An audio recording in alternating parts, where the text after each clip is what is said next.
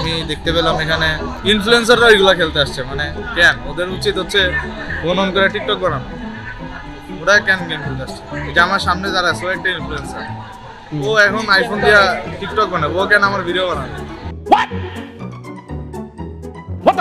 সেটাই। তাই না?